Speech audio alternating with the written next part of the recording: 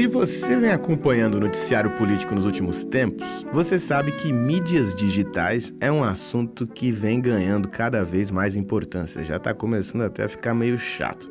O Nicolas Ferreira, por exemplo, ele é tratado como se fosse o Winston Churchill, simplesmente porque ele aprendeu a viralizar no Instagram e no YouTube. Já o Lula nem sequer tem celular, e muita gente acha que o governo dele não embala por causa disso. Nos Estados Unidos, inclusive, tá rolando um caso muito curioso, que é o caso do Zohran Mamdani, que era um pré-candidato a prefeito muito desconhecido lá em Nova York e derrotou o ex-governador Andrew Cuomo nas prévias para se tornar o candidato democrata nessa disputa. O Mamdani se destacou justamente por ter sido muito habilidoso nas mídias digitais. Ele teve vídeo que viralizou, ele teve conteúdo em várias línguas e várias estratégias diferentes, tudo com o intuito de energizar os eleitores mais jovens. Mas, de volta aqui no Brasil, a eleição de 2018 ficou marcada por uma renovação histórica na Câmara dos Deputados. Foi a maior renovação desde a redemocratização. Quase metade da casa foi trocada por deputados novos. E esse processo acabou trazendo novos atores para a cena, políticos não tradicionais e bastante vinculados a uma presença forte nas mídias digitais. Bom, 4 anos depois, em 2022, 64% dos deputados eleitos ou eram estreantes ou estavam no fim do primeiro mandato. Isso tudo deixa a impressão de que as mídias digitais servem, então, como uma porta de entrada para esses atores novos, nessas figuras antes marginalizadas e sem importância. Ou seja, fica a impressão de que a internet e as redes sociais poderiam ser um jeito de dar um pouco de poder para quem nunca teve. Pensando nisso, eu queria compartilhar com vocês esse artigo chamado Equalização e Normalização nos Estados Brasileiros, Mídias Digitais e as Eleições para a Câmara dos Deputados em 2022. Quem escreveu o artigo foram 4 pesquisadores lá da PUC-Rio, o Raul Pimentel e a Aline Lopes, que fazem parte do programa de pós em comunicação, e os professores Marcelo Alves e Arthur Ituaço, do Departamento de Comunicação. Vocês já sabem, mas eu vou repetir. O link para o artigo você encontra aqui na descrição do episódio. Então, bora lá!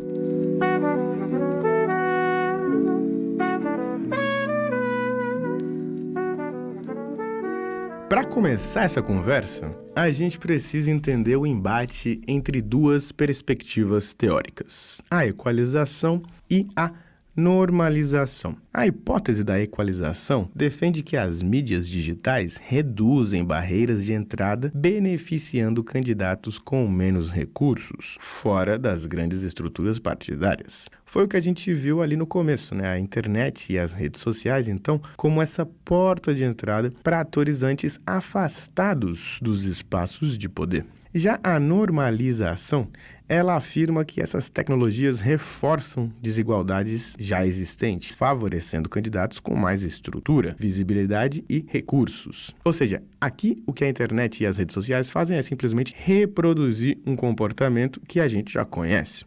Os mesmos atores de sempre, levando as mesmas vantagens de sempre. E aí, para investigar para que lado que a gente foi ali nas eleições de 2022, os autores analisaram 5 variáveis principais. Número 1. Volume de interações no Facebook e Instagram. E interações aqui são entendidas como soma de reações, comentários e compartilhamentos. Ok? Número 2. Custo total da campanha. Número 3. Porcentagem dos gastos com anúncios digitais. E 4. Quantidade de votos. E a partir disso, foram formuladas 4 hipóteses. Hipótese número 1. Deputados novos têm campanhas mais baratas do que os veteranos. Hipótese número 2. Deputados novos têm um desempenho melhor nas redes sociais. Hipótese número 3. Candidatos com menos recursos conseguem engajamento digital maior. E número 4, os que mais engajam nas redes e mais investem em anúncios digitais são, em sua maioria, novatos. E aí eles foram atrás dos dados sobre as interações em redes sociais que eles conseguiram com a CrowdTangle, que é uma ferramenta da Meta que monitora engajamento público no Facebook e no Instagram. Depois eles conseguiram os dados sobre os custos de campanha e sobre os votos com o TSE, o Tribunal Superior Eleitoral, E os dados sobre gastos com anúncios digitais, eles conseguiram nas bibliotecas de anúncios do Google e da Meta. E eles usaram esses dados junto com um método estatístico para estabelecer correlações entre os dados e as hipóteses apresentadas. Muito bem. Depois de cruzar os dados com as hipóteses, eles constataram o seguinte. A hipótese número 1, essa aí que fala sobre os deputados novos terem campanhas mais baratas do que os veteranos, ela se confirmou em 70% dos estados. A maioria dos deputados da renovação apresentou um gasto total de campanha menor mesmo. Só que teve umas exceções assim meio interessantes. Por exemplo, no Rio Grande do Norte, os 3 maiores gastos foram de novatos, o Benis Leocádio e o Paulinho Freire, do União Brasil, e a Natália Bonavides, do PT. E o mesmo aconteceu em Rondônia. Por exemplo, lá, Silvia Cristina, do PP, Maurício Carvalho e o Lebrão, do União. Em Santa Catarina também, 10 campanhas mais caras foram de candidatos novatos. E também em Mato Grosso do Sul, a gente teve, por exemplo, o Marcos Polon e o Luiz Ovando, que são os dois do PL. Então, dá para ficar de olho aberto aí, Nem todo renovador é financeiramente desfavorecido. Por isso, no caso dessa hipótese, a recomendação dos autores é que a gente tenha cautela. Hipótese número 2, que essa aí dos novatos têm um desempenho melhor nas redes sociais. Bom, essa foi parcialmente confirmada, Teve uma correlação positiva muito forte entre renovação e desempenho digital nos estados do Amazonas, Mato Grosso do Sul, Paraíba e Rio Grande do Sul. No Amazonas, por exemplo, o capitão Alberto Neto, do PL, ele alcançou 1,5 milhão de interações no Facebook, enquanto o Amon Mandel, do Cidadania, ele investiu 13% do orçamento da campanha dele em anúncios digitais com mais de 200 mil interações. E no Mato Grosso do Sul, a Camila Jara, do PT, e o Rodolfo Nogueira, do PL, eles também se destacaram. Na Paraíba, o cabo Gilberto Silva, do PL, e o Mercinho Lucena, do PP, tiveram um desempenho digital forte, mesmo com um índice baixo de renovação geral no estado deles.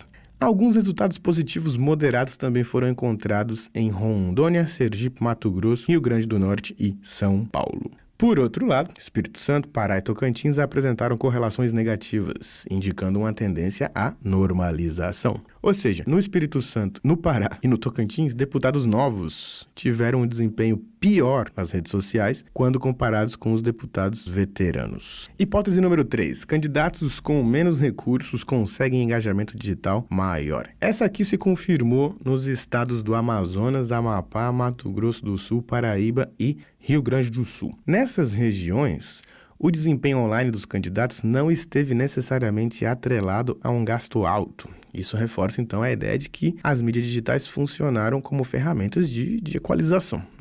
Hipótese número 4. Os que mais engajam nas redes e mais investem em anúncios digitais são, em sua maioria, novatos. Bom, essa aqui se confirmou com gosto, Entre os candidatos com maior presença digital, medidos pelas interações no Facebook, no Instagram e pelo percentual de investimento em anúncios, de 66% a 75% pertenciam ao grupo renovador. Isso sugere que a renovação teve uma presença forte entre os deputados mais atuantes digitalmente. A média nas 3 métricas ficou acima de 70%. Então, com base nessas evidências, os autores identificaram uma tendência à equalização em pelo menos 4 estados: Amazonas, Mato Grosso do Sul, Paraíba e Rio Grande do Sul. Deu para entender? Se você é do Amazonas, do Mato Grosso do Sul, da Paraíba ou do Rio Grande do Sul, saiba que em 2022 as mídias digitais contribuíram para a equalização aí no seu estado no caso das eleições para parlamentares, ok?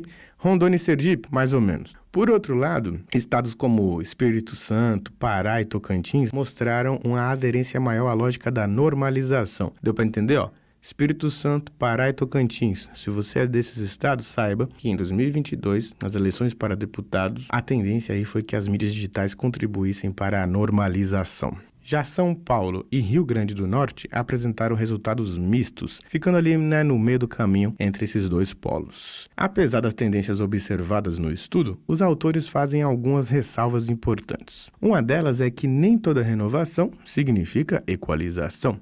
As correlações não provam causalidade, ou seja, não dá para afirmar que o uso das mídias digitais causou a eleição desses candidatos. Além disso, embora a renovação e o protagonismo digital estejam associados em muitos casos, foram vistas também algumas exceções que impedem uma generalização completa desse fenômeno. Então, o que o estudo propõe é uma reflexão sobre o papel das mídias digitais na transformação da representação política. Ainda que as plataformas digitais tenham servido em vários estados como instrumentos para a inserção de gente nova, o cenário ainda apresenta algumas desigualdades estruturais. O fenômeno da equalização existe, mas não de uma forma homogênea. E não existe nada que garanta a ocorrência desse fenômeno. Galera, por hoje é só. Se você curtiu esse episódio, eu te peço para compartilhar com alguém que você acha que vai curtir também. Eu fico por aqui mesmo. Um abraço.